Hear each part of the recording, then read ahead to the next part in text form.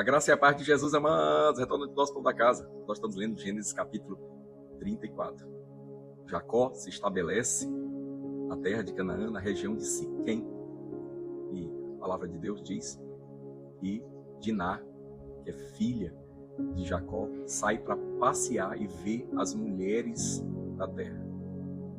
E a palavra de Deus diz que Siquém, que é príncipe ali naquele lugar, ele se enamora dela, toma ela e violenta a moça.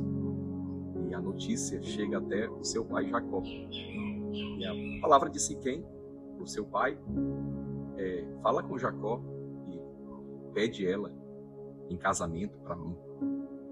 Ele sabia da dificuldade dos israelitas, dos filhos de Jacó, se juntarem com os filhos da região. E ele vai conversar com Jacó. Interessante que quando Jacó sabe da notícia, ele fica calado, em silêncio. Isso é, ele não demonstra exteriormente nenhum tipo de ira ou de palavra. E ele aguarda seus filhos voltarem do campo. Quando seus filhos voltam do campo, eles escutam a história. E os irmãos ali diretos de Diná, Simeão, Levi, eles ficam furiosos. Eles rejeitam a proposta de casamento da irmã. Mas por fim, eles dizem assim: olha, se vocês se circuncidarem como nós, se vocês fizerem esse ato, nós vamos nos unir a vocês e seremos um só povo. Mas eles fizeram aquilo como uma artimanha, porque eles sabiam que ao fazer a circuncisão, eles iam ter um resguardo, estariam vulneráveis. E eles aceitaram, e eles fizeram a circuncisão. Mas a Bíblia diz que no terceiro dia, quando a dor lá nos homens da cidade de Siquém era maior, Simeão e Levi entraram na cidade e mataram todos os homens. E aquilo trouxe tanto peso para o coração de Jacó, porque Jacó disse assim: vocês não perceberam o tamanho do mal que vocês trouxeram sobre nós? Nós sendo um povo pequeno, agora nós estamos vulneráveis. Virá o povo dessa terra e vai nos destruir. O que é que nós aprendemos aqui na história? A primeira coisa que nós aprendemos é que uma ação impensada pode trazer muita destruição. Isso é, um furacão, um incêndio. Um incêndio começa com uma faísca, uma fagulha pode promover um grande incêndio. E quando Siquém faz aquilo com Diná, ele não imaginou a extensão do dano, mas a destruição de todo o seu povo veio de um ato impensado. E aqui um ponto importante, quanto maior a nossa autoridade, Siquém era alguém relevante naquela cidade, era um príncipe, quando erramos, maior é o dano causado sobre o povo e sobre a família daquela pessoa.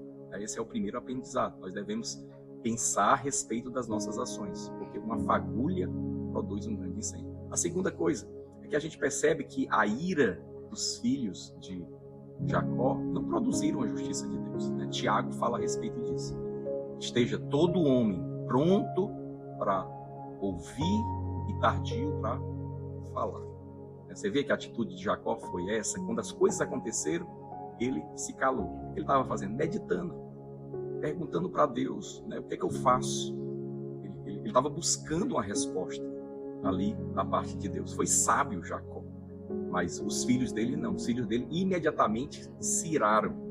E Tiago é muito claro em dizer: a ira do homem não produz a justiça de Deus. O que é que nós queremos muitas vezes através de uma vingança, de dar o troco, de não perdoar, de colocar em ação a nossa ira? Muitas vezes nós queremos que a justiça, ou na verdade a injustiça que nós sofremos, seja aplacada. Eles disseram assim: ele fez esse dano à nossa irmã, não faríamos nada?